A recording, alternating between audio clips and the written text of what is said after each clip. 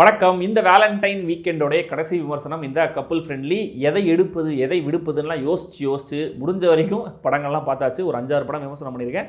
மற்றதையெல்லாம் அடுத்த வாரத்துக்கு ஷிஃப்ட் பண்ணுறேன். ஸோ இந்த கப்புள் ஃப்ரெண்ட்லி படத்தோட இயக்குனர் அஸ்வின் சந்திரசேகர் நம்ம ஊர்க்காரர், தமிழில் ஸ்கிரிப்ட் எழுதி தெலுங்கில் மாற்றி எடுத்திருக்காரு.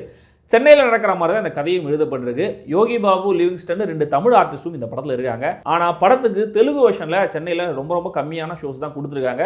ஸோ நான் தமிழ் டப்பிங் வெர்ஷன் தான் பார்த்தேன். ஆக்சுவலி நல்லா தான் இருந்தது.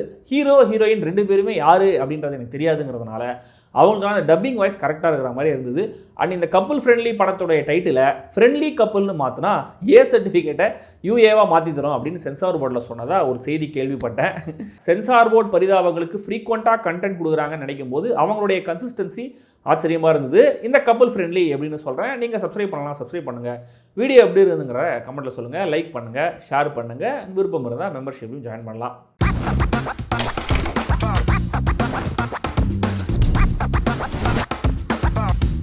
கப்புள் ஃப்ரெண்ட்லி ஒரு இன்டீரியர் டிசைனர் ஆகணும் பேஷனோடு இருக்கிற ஹீரோ சிவா, அதே லெவலில் பேஷனோட ஐடியில் வேலை தேடிட்டு இருக்காங்க மித்ரா. 2 பேருமே அவங்கவுங்க சொந்த ஊர்லேருந்து சென்னைக்கு வந்து ஸ்டே பண்ணி தங்களுடைய கெரியரை பில்ட் பண்ண ட்ரை பண்ணிட்டு இருக்காங்க. காசுக்காக பைக் டாக்ஸி ஓட்டிகிட்டு இருக்காரு சிவா. இவருடைய பைக்லேயே மித்ரா ஒரு நாள் முழுக்க டிராவல் பண்ணுற சூழல் ஒன்று வருது. தங்கறதுக்காக இடம் தேடிட்டு இருக்கிற மித்ராவை தன்னுடைய ரூமில் வந்து தங்க சொல்கிறாரு சிவா. ஃப்ரெண்ட்லியாக இருக்கிற இவங்க 2 பேரும் எப்படி இதுக்கப்புறம் கப்புள் ஆகிறாங்க, இவங்க ரிலேஷன்ஷிப்புக்கு வர பிரச்சனைகள் என்ன, அதை இவங்களால் நேவிகேட் பண்ண முடிஞ்சுதா இல்லையா, இதெல்லாம் தான் இந்த கப்புள் ஃப்ரெண்ட்லி.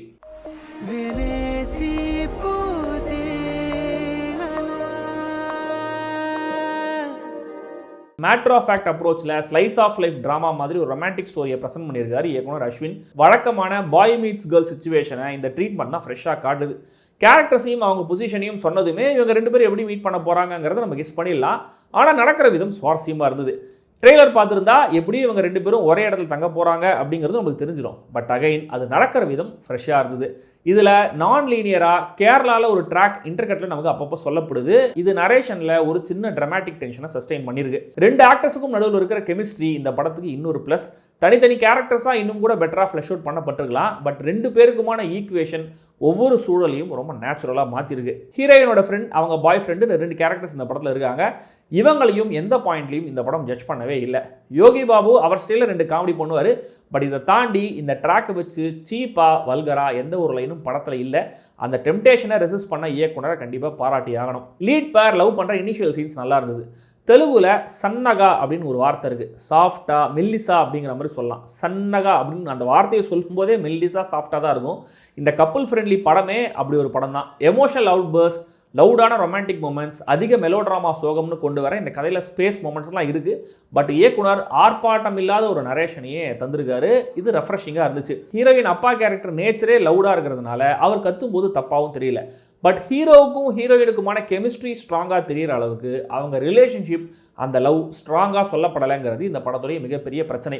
சிச்சுவேஷனால் ஒருத்தர் லவ்னு சொல்லிட்டு இருக்காங்கன்ற மாதிரி தான் இருந்தது. இதனால் இந்த லவ்வால் ஒரு பிரச்சனை வந்து ஃபேமிலி மெம்பர்ஸ்லாம் இன்வால்வ் ஆகும்போது கூட அது பெரிய டென்ஷனாக ஒரு பெரிய பிரச்சனையெல்லாம் தெரியல. தென் முதல் முறையாக இவங்க கிஸ் பண்ணுற சீன் ஒன்று இருக்குது.